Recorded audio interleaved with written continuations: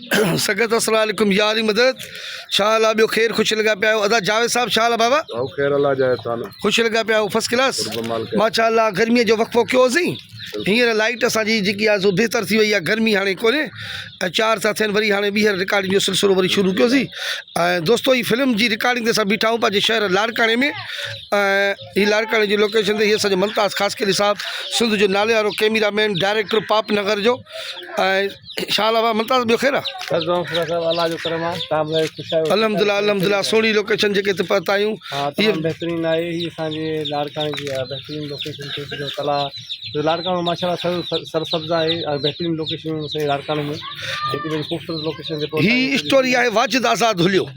इन जे बारे में छा था चओ वाजिद जे नाले वाजिद तमामु बहितरीन स्टोरी लिखी आहे ऐं इंशाल्लाह पाण फिल्म खे फिल्मायूं बि सुठे नमूने सां था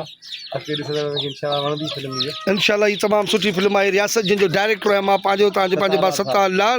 ऐं मूंसां गॾु आहे इजाज़ सियाल साहब असांजे डायरेक्टर साहब शाला इजाज़ ख़ैर लॻो पियो आहे सफ़ा मन अॼु शहज़ादो थी आयो आहे पक मथिल जा क्या न मौला मौला सलामत रखे खुश हो आवाज़ फेस मां दोठो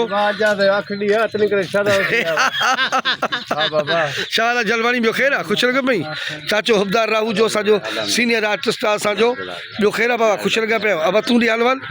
ख़ुशि लॻो पई फर्स्ट क्लास अब सीन कयूं हे नंढड़ा असांजा ॾिसो कीअं उस वेही करे पर हाणे एॾी गर्मी न आहे बिस्मिल्लाह कयूं बाबा अब साॻियो ई डायलॉग अथई यार छह मोरे ख़बर पई आहे त वॾेरे जमाननि तव्हांजे भाइरनि सां झगड़ो कयो आहे या झेड़ो कयो आहे अब होरे ख्याल कर जलवानी हिननि खे ॾिस बाबा यस क्यों अच्छा मोर ख़बर पई आहे त वॾेरे जे माण्हुनि तव्हांजे भाइरनि सां झेड़ो कयो आहे हा ठीकु आहे ॿियो स्टार्ट हा ॻोठ जे ॿाहिरनि जीअं हाँ अब छॾ न बाबा तोखे खिलण जे गुनाह से बाबा डायलॉग दी ॻोठ जे भाइरनि लाइ ॿाहिरि आहियूं उते ॿाहिरनि लाइ ॿाहिरि आहियूं पाण खे अकेलो न सम्झिजाए पाण खे अकेलो न सम्झो हा जी वाह ओके ॻोठ जे ॿाहिरनि लाइ ॿाहिरि आहियूं पाण खे अकेलो न सम्झजां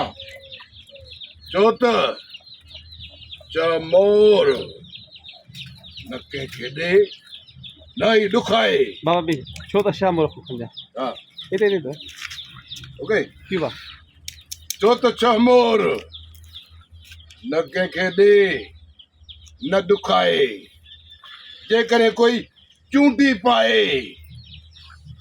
त हा हे त चूंडी पाए त खलल आहे न सुठो थिए न न हे सही न हो जो हा तके चओ ओके बिस्मिल्लाह जी छो त बाबा बि छह मोर क्यों छो त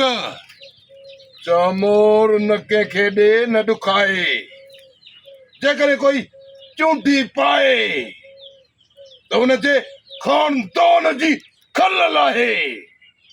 अखियुनि ते हलियो जा बिल्कुलु अखियुनि ते सफ़ा